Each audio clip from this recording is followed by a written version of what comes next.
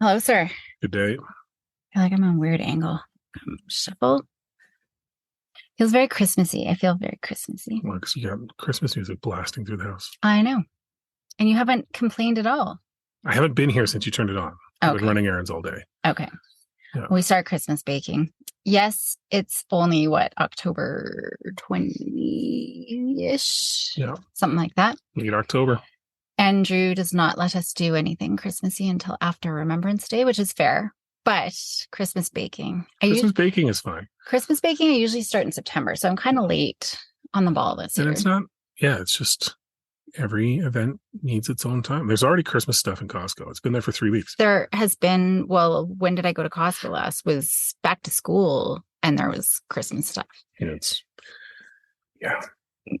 funny to hear people talk about the war on Christmas as a political motivator when really it's the war on Christmas on everything else. Just blankets everything else. Yeah. It does feel Christmassy. The girls are getting along. They're rolling gingerbread cookies right now. They're actually complimenting each other. Oh, nice. Yeah. What were they saying? Just Maya was complimenting Willow on the cookies she made. Oh. So, good chance our children are dead and they've been replaced by lookalikes because that's not normal. Yes.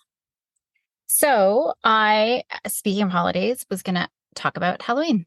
Yeah. The Devil's Night? No, I'm just kidding. So, I was thinking, I think I've got a few questions, but it's going to be, how do we keep our kids safe? Don't want to go out for Halloween. But you didn't hear the second half. Oh, sorry. But use it as an opportunity for resilience building because I'm all about resilience and independence. I got an answer that'll tie into my first one. Don't let them go out and make them think that someone's breaking into the house to murder them on Halloween night. Best parent ever. And don't act like you wouldn't be down with the second part. I know. I would be. But you know what my number one trap, whenever I do my anxiety talk to people, my number one trap that I say don't do for anxious kids. Yeah, scare the crap out of them? Yes. Yeah. What do you do 9 times out of 10 when you're left alone with kids? I always scare them. And the picture that I have up, it's hilarious. The picture that I have up in my presentation is me covered in blood. Yeah. Because I love pulling pranks and that's my jam. Yeah. And I love it. Yeah, you do kind of get down with that a little more than the average bear. Yes. All right. The whole ghost in my bathroom thing. You know what? It's legit. Like, I don't know what's happening, but it's kind of... Nobody's filled me in on what's happening. The girls said it was haunted. You said you never said that. Maya said you did. Weirdly, I don't remember saying it was haunted, but they came to their own conclusions. Okay. So you didn't tell them that wasn't what you thought. You let them think that and just go with it. No, I think maybe. Like I said, something's going on in my bathroom. Legitimately, there is. So I'll turn off the bathroom light and it's just randomly on all the time. The one on the far right? No. The one closest. Okay. Oh, yeah. Far right. Yeah. Far right. Yes. Okay. Why? No, keep going. I want to hear all the hauntings. Why does it come on by itself? Yeah, the wiring for that vanity light is awful. Whoever did the reno did an awful job. So that one always shorts out first and kills the LED bulb. So what you're seeing is that bulb is dying because of how early. No, not going out, turning on. I know. Oh, okay. It sends surges through, so it kind of does this weird low hum sometimes. But anyways, the whole switch is on. Oh, like I'll turn the switch off and it's on. Oh, that's for sure the devil. Okay, so. But then I'm like, well, maybe I just forgot, or maybe the girls, but there's been 3 separate times lately that I've been consciously turning it off. And the first time, Willow was actually coming in to say goodnight. We had turned off all the lights. She had come in to say goodnight. I asked her to turn off my lamp. So then she has to walk from like the one side of the bedroom all the way around to the door and leave. It was pitch black. She could not see anything. And the light came on at some point in the night because I woke up around 12:31 and the light was on. So that one I know for sure. So hang on. Hang on. And there's been 2 other incidents. So hang on. Yes. How much time elapsed between when you sent her to turn the light off and when the light was turned back on again? Hours, like 3 hours. 3 hours. Was this just you in the bed, or was Well, she sleeping with you that night? no, she had left. It was just me. It was because I asked you the next morning, did you come into the room Yeah. and go to the bathroom in the middle of the night? I had asked you the next Interesting. morning and you said no. And I asked her, did you come into my bedroom? And no, nobody had. And the door was closed if somebody had, like, whatever, but it was on. So 3 separate times now I've known for a fact or consciously made sure and checked that it was off. And the other night was hilarious because we came home and Maya was like, knew she had turned it off and it was on. Like, it was just funny. Anyway, all this to say, I'm rambling now. So resilience and safety. All right, fair enough. I did recently find out that our house was built on an old gravesite. Oh, seriously? No, come Okay. on. It's a 40-year-old house that wasn't well built to begin with. Yeah. All right. So that's my thing. So don't, everyone, do pranks are awesome. They are awesome. But if you already have an overly anxious child, then, maybe don't do that. So how would someone know that they have an overly anxious child?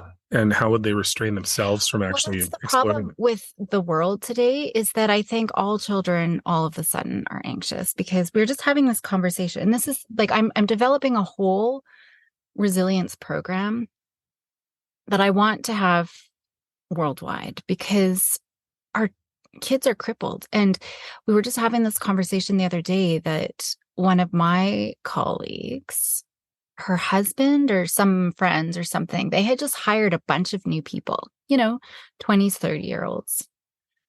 And every single one of the new hires within 3 months have gone on stress leave due to anxiety. Mm-hmm. Because they can't handle the stress of the new job. Yeah. And it's not even that stressful of a job. So, and we're seeing this over and over and over again, right? And so we're doing something wrong parenting wise, right? Well, and it's all the coddling and the, yes. well, it's attachment. It's these buzzwords. And I'm an attachment parent. I truly am. I'm all for attachment. I'm an attachment parent. I've done all the things. But attachment parent isn't a crippling parent, right? An attachment-based parent doesn't hinder brain development. They still allow their children. It's like when your babies are learning to walk. You give them that space to learn to walk. You're not freaking out, following behind them, worry that they're going to, fall down. You stand across the room so that they could stand up and walk to you, right? Yeah. And we've crippled them. Yeah, and we see it, these minor little things all the time, right? Like the amount of times that we've commented with our oldest in her sports that the parents take over and the parents plan everything, and the parents are the ones that are standing up and telling the girls what they can and can't do, and going to the coaches with issues. And not that we're better or worse, but we don't, right? You got a problem, you figure it out. You need us after you've tried and it hasn't worked out. Come find us. Mm-hmm. We got advice, we got support, we'll do whatever we can. But we see it all the time. And you've told me stories of parents reaching out for their university students. Yeah. Like that blows my mind. I wouldn't be able to delete that message or hang up that phone fast enough if I was you. But it's out there, right? And these parents rationalize it because they feel that they need to ensure that their kids' mental health is taken care of. They need to make sure that nothing ever, and that's simply not the case, right? Abusive situations, and I use abuse even in an everyday sense, right? Like if you're with someone that's a dick and they're pushing it too far, yeah, step in and help. But difficult days are necessary. Yeah. Difficult situations are necessary, right? Or else kids get overwhelmed by basic stuff. Well, and if they're not feeling disappointment or stressor, or, somebody doesn't like the quality of their work that they do. Like I have parents coming in, you can't tell my kid this or that or whatever, you're hurting their self-esteem, but they're not ever going to have a self-esteem in the first place. They cannot be 25 the first time they hear corrective feedback or something that they don't like. You see that in your graduate students, that you can tell it's the first time they've been told no. Yeah. Right. And it boggles my mind. An A when they get, a 70 something on the paper. I'm like, fantastic. I want you to get an A. Yeah. Here's the steps you need to take. Show me the A. Yeah. You don't just get it just because you're, anyways, I could go on, but That's the problem. We are robbing our kids, right, of these opportunities. So if they break up, I mean, that's just the easy example. If you're high school, well, I don't know what age they're dating. Some of them are really young, but like, let's say the first heartbreak, parents want to swoop in and make them feel better. And you're still so young and there's a million other fish in the sea. Don't do that. They need to sit through that. They need to sit with those emotions, be there. We're supportive. We are there. We're giving them space. We're empathetic, we're validating all of those things, but we're not trying to take the pain away and we're not trying to minimize it. That's what we're doing essentially is minimizing. It's not a big deal. It is a big deal. Yeah. Yeah. But sometimes we just have to sit with that. We need sadness. We absolutely need to have sadness. And if we keep taking the sadness away from our kids, they're never going to learn to cope with it and what they need. So they need to have sadness so that they withdraw. They have to withdraw so that they can go and process the emotions and process the situation. Parents get too worried. They're withdrawing. Oh my goodness, right? And then they get in their kid's face. Your kids need that space. When they have that time to process, the other thing that we need sadness for is connection and support, but they need that space to regulate and to process things first, right? We need to have that. Yeah. So, all emotions are a signal for something and they're all adaptive. We just need to listen to them to get what it is that we need. And we're not. And we've talked so much about burnout, both in my other podcast and this podcast. We've talked a lot about it. And we are not addressing our own burnout. And so our body's going to finally shut down. And that's what's happening. Now we're seeing as adults, they're having panic attacks and their body shutting down and sickness and fibromyalgia and, like all chronic pain. And we're seeing all of these things. It's because they never learned to regulate their emotions in the first place. 100%. Yeah. Sorry that I went on a... No, that's fine. No. So yeah, my question is, how can we keep them safe, but also give them that independence that they need and autonomy? And well, there's a few different ways, right? Like part of it is we really have to assess how dangerous is Halloween, right? What situation do they want to put themselves in that you need to worry about? Our oldest may or may not just hang out with friends, right? There may be a party she goes to. There may not. I'm not worried about her, right? I'm not worried about the situation she's going to find herself in because with her, she doesn't like situations that make her uncomfortable. She will just remove herself from them. So I have less to worry about there. But not uncomfortable, just to qualify that, like dodgy, shady. Yeah. You show up and you realize that this is not probably the house party you should be at, right? For the little one, like there's one or two things. She's still young enough that, if she's going walking around the neighborhood, we're not going to be door to door with her, right? One of us might. When was the last? No, I have not seen her trick or treat in years. Yeah, that's because I've been the one taking her. Oh, okay. Well, and going with friends. But it was either me or one of the other dads. Oh, okay. And it's not, like I said, we're not going door to door. We're just. I think like the last time I had a parent with me, I was 5. Yeah. Okay. You got driven home from the hospital in a laundry basket on the floor. No, it was a bathtub, like a little silver baby bathtub. Okay. Did it have a 5-point harness in it? Because if it did, then I take back what I'm about to say about the unsafe conditions you lived in. No, but you know what I mean, though, right? Like it depends. There's varying degrees. I don't need to be there every time. And I think you're right. I think last year she probably spent a good chunk of the night by herself wandering around. But that's because I know where she's going and I know the neighborhood she's going and the kids she's going with. So to me, it's all about just understanding what is the situation and just ensuring they're aware that we're around, either walking the street a few blocks behind if that's what they need, or give them one of our cell phones to call us if they need us, right? One of those two. We don't usually have the kids staying at home on New Year or on Halloween. And Willow's never had a phone, just to clarify. Yeah. It literally would be one of our phones, and just if she had. But I'm saying she's never up until this date. Yeah. Ever had a phone. Yeah, you're absolutely right. She's never. We kind of just kick her to the curb, and that's it. But yeah, I don't know, because I don't overly think it, right? I'm not one of those parents that takes them to the mall because the mall is safe. I'm not. Well, I was thinking this. The reason why I was thinking this, like what gets extreme, yeah, right, is I'm always talking with parents who have like trackers on their kid's phone, for example, Oh right? yeah. And so they know exactly. And even just, I was doing a workshop last week, and the mom, she's like, "Oh, I do these traps," because I was doing a trap. My workshop. It was for other psychologists, but their Yeah. moms too. And she's like, "I know I shouldn't be doing this, but I always have my phone." And her daughter is in junior high, right? So going into high school pretty darn quick here, but she always has to have her cell phone on, and she's always checking because she's got the tracker to make sure her daughter's at school, right? And then there's other people too, like just tracking to make sure, are they going to school? Are they at school?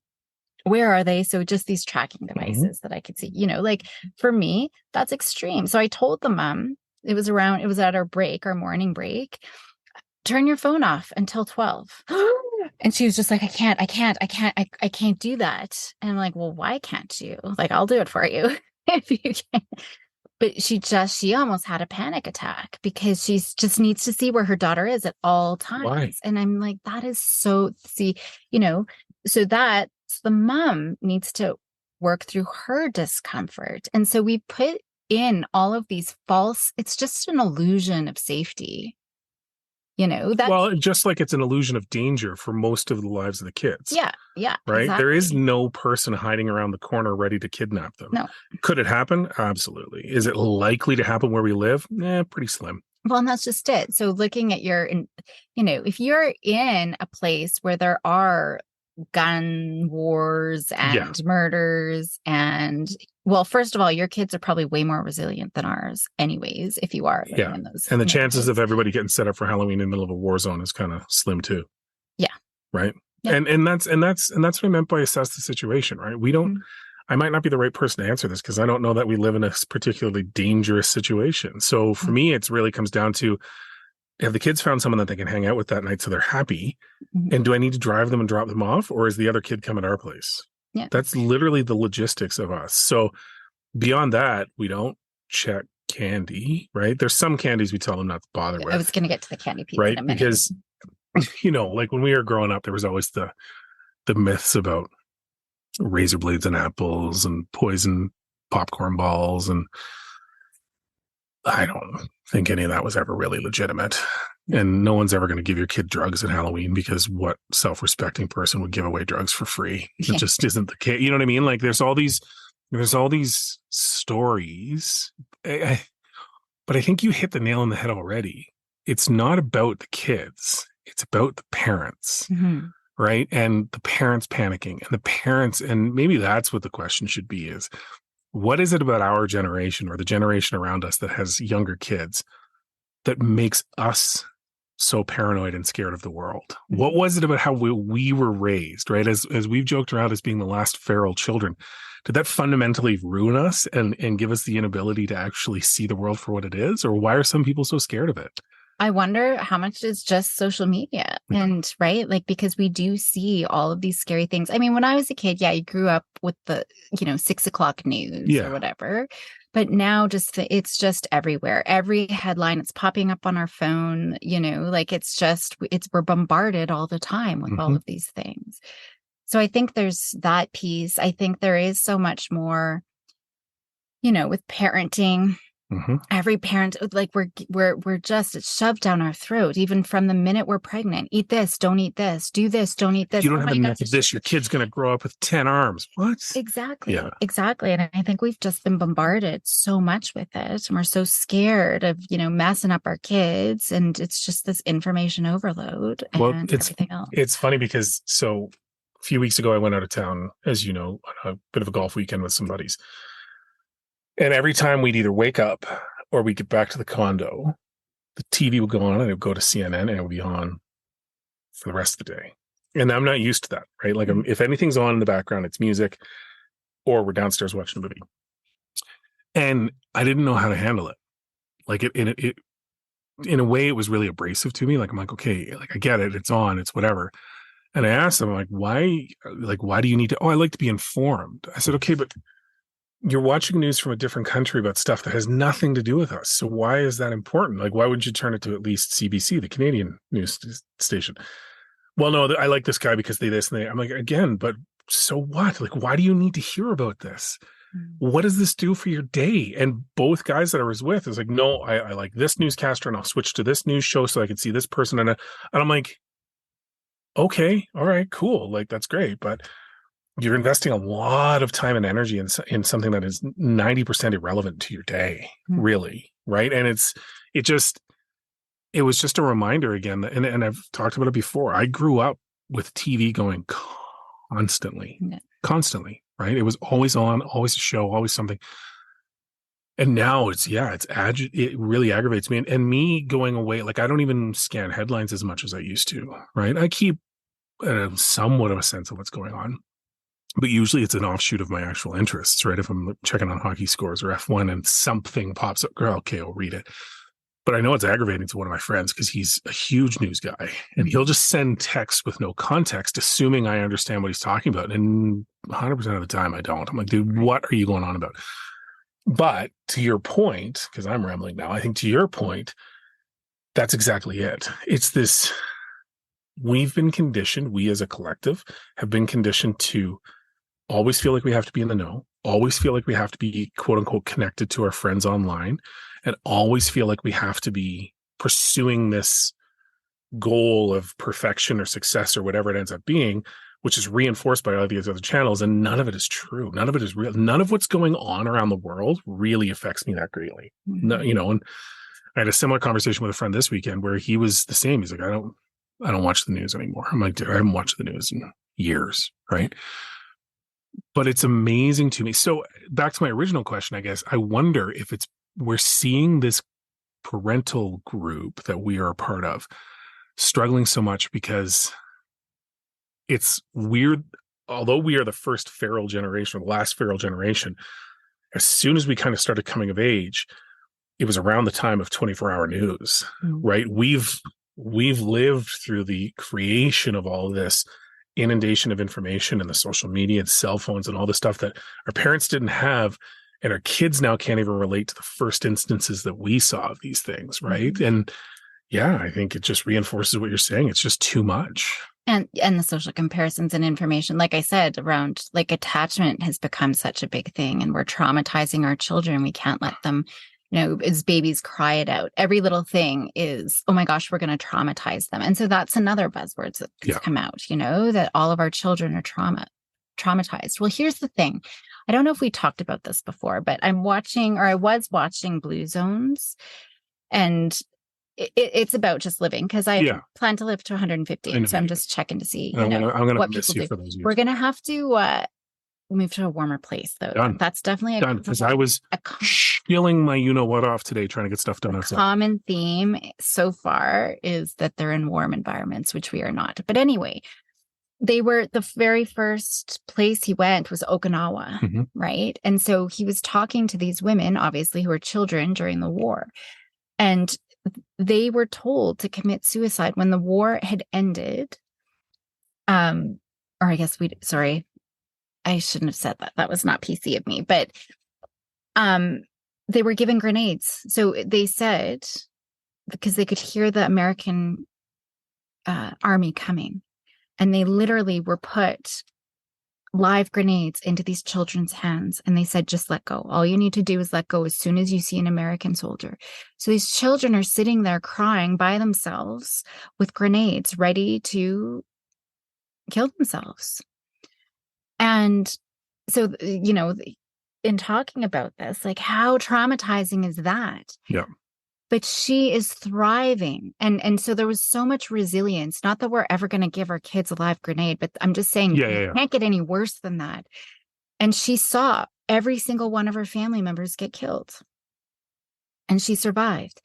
But she came out of that with so much gratitude for every day of life that she has had. She's like, I would have missed out on all of my children and all of my grandchildren and my great grandchildren. And look at this beautiful world, and look at my beautiful garden. Yeah. Right. And so there's so much growth and resilience out of that. And we minimize every little thing, and we either minimize everything or pathologize everything. Right. And so I don't know. I just look at that, and I do think we still are those, not even helicopter. I've used the term curling parents where we're trying to create this perfect path, but we got to build our kids for every path that comes their way. So back to Halloween.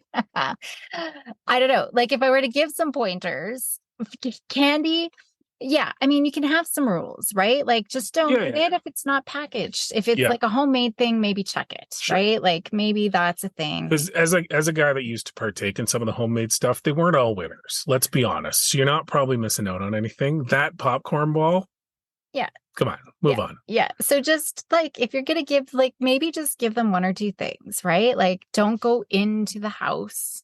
Yeah. And I know lots of people do. And I know I used to go in all the time and we would like, oh, I'm you a don't? doorstep guy. Yeah. Why Okay. don't you come in and get it? I'm cool.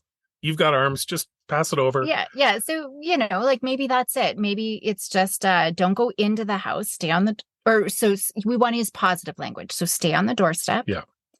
And only eat candy that's wrapped, right? Yeah. That's store-bought wrapped. Yeah. And that, you know, I would say, parents, this is for your own anxiety management, stretching out of your own comfort zone. Don't have a tracker on your kid. Like, I'm still trying to wrap my head around that. Like, I know, well, it's funny because we've joked around. I know adults that do it to their spouses. I do too. Right. Well, my parents, sorry, Mom, if you listen to this. But well, I wasn't going to say it was your mom, but that's who I was thinking of. I love you, Julie. Don't be mad. No, but it's true, right? It's always. Sorry. No, it's okay. Well, though, for the listener, Why they didn't get hit in the head by something? I did. And he pulled down I don't know how. Roller onto his head. Thankfully, it was just a foam roller. Yeah. And not something heavier. So yeah, I mean, I know, but again, that comes down to people don't ask the question of when they're given the ability to do something, should I do this thing? You should never, ever have to check your kids. Like, honestly, if I didn't keep my stuff here and like the house, Caroline wouldn't know what I was doing 75% of the day. Yeah. Legitimately. And frankly, you don't leave your office, so I don't need a tracker. So I know where you are. Yeah. But it's amazing to me when I see people like, oh, hang on. Oh, they're just at the Tim Hortons and they'll be back in a few minutes. Like, did they text you? Oh, no, I can see it on my phone. Why? Why do you need to do that? It just, that boggles my mind. I don't get it. Yeah. But anyways, I suppose to each their own. And I think, like, even if you do have a young kid, I think it's reasonable to maybe stand at the end of the street. Mm-hmm. You know, they walk up one side and walk back down the other and meet you at the other, right? Like, I think that that's reasonable. And I think that's fun for the kid, right? Yeah. Like, let the kid feel the freedom of going out and enjoying the evening, right? Yeah. But you still, like, one thing we're lucky about in our neighborhood. Younger, I'm saying, like, still in school, like kindergarten at the very youngest, grade 1. If they're littler, obviously you're still going to. If your kid is young enough that they'll get lost in your house, don't let them wander around Halloween on their own. There's your rule, right? Once they've got a sense of direction somewhat, then give them some pointers and hang back. We're lucky though, because we've lived in 2 neighborhoods since we've had kids, and both, this one a little less so, but there's still people that like will do fire pits out front and hang out and socialize. And there's the group of the old owners down on the far street that sit out in the cul-de-sac like with a fire pit and just have tables of candy so they can interact with people. So we're lucky in that sense that our kids, there's always a safety point or an anchor point, and there's always a feeling of kind of community that if the kids were scared on their own, I'm comfortable that they would find one of those places and those people would take care of them. So I don't have to worry about it. In Langdon, in the old town we lived in, it was even more so, right? People literally would shut streets down and have almost street parties. So we never really had to worry about it. But I think, to your point, in neighborhoods that maybe aren't set up for that, give them the freedom, though, where you can still see them, but they don't feel like you're right there, right? And let them enjoy it. Let them go out and have fun. They're going to hit a point where if they're scared, they're going to come find you. If they're tired, they're going to come find you. If they're tired of carrying candy, they're definitely going to come find you, right? They don't need you there at a certain point because you're not cool. Yeah. It's as simple as that. I had a bunch of questions I was going to ask about Halloween, but I think that's probably good. The only other one is just how much candy is too much. I remember, so we give our kids an option, but I remember someone telling me, just a dentist was saying they would rather the kids eat all the candy at once just for the sake of their teeth, because eating a little bit of sugar every day for a long time kind of sucks. So I had started giving the girls an option of 1 candy a day, or you have 3 days to eat as much as much as you can. But on the third day, it's gone. But then the third day, it's gone. And they usually do the 3 days, and it's disgusting. Yeah. Like it's disgusting to watch them, and they can usually plow through all of the candy. I've watched Willow mow down on Doritos for breakfast at 7 a.m. before going to school. Yeah, followed by like a Kit Kat and rockets. Throwing rockets into her lunch kit to go. And it's like, all right, man, good luck with that focus today. Yeah. But after that, the one nice thing is they don't lament it anymore. When it's gone, it's gone. Yeah. They don't ever usually bring it up. Whereas, which is funny because I wonder if it's because of you, though. Why? Did you or did you not just eat a piece of chocolate of an undeterminable age the other day? Possibly. Is that a regular occurrence for you that you don't know the date of the food you're about to eat on a treat scale? Oh yeah. Yeah. You'll stretch it out for a while. When I was a kid, I would hold on to it. I still had Halloween candy left from the previous Halloween, like for the upcoming. It's crazy. But I'm a saver. Like, I think it's just the scarcity mindset because I'm a saver, and like a nice honey that someone, like, I just won't ever open it. And then 10 years later, I'm like, oh, maybe now is the day. And then it's like Hard Rock. Yeah. And like, I never dig into anything nice or good. Or I remember one year, or maybe it was last year, someone had bought us a box of chocolates. Mm-hmm. I'm like, I will wait for a party. Like, I never see us eating it. I'm like, I will share it with others when we have guests over. And you had said something like, why can't we just have some good stuff once in a while as well? And I don't know. That's my own thing I got to work on. Yeah, I mean, and it's funny because it's a weird take on It's a Wonderful Life, right? Because you got to see all the good things that you can enjoy as well as not waste it. But I think for the girls are most definitely built to be, I want that now and I want to enjoy it now, and I'm going to eat until I see through time, and then I'll wait for next Halloween. Okay. Any last minute anythings for Halloween? No, if you are stuck wandering around with your kids, dress warm. Travel mug full of something is always nice. You can choose whether it's leaded or unleaded. Unless you're like in somewhere warm. In which case, flip-flops and muscle shirts are acceptable. Because it's supposed to snow this week. It is.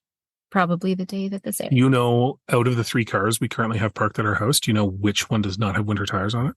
Mine? Yeah. Do you have to go anywhere in the next few days? Radium. Not in the next few days, no. When are you going to Radium? I'm going to go in a few weeks. I'm gone for most of November. Marty. I mean, really? I'm kidding. All right. Good day. Good day.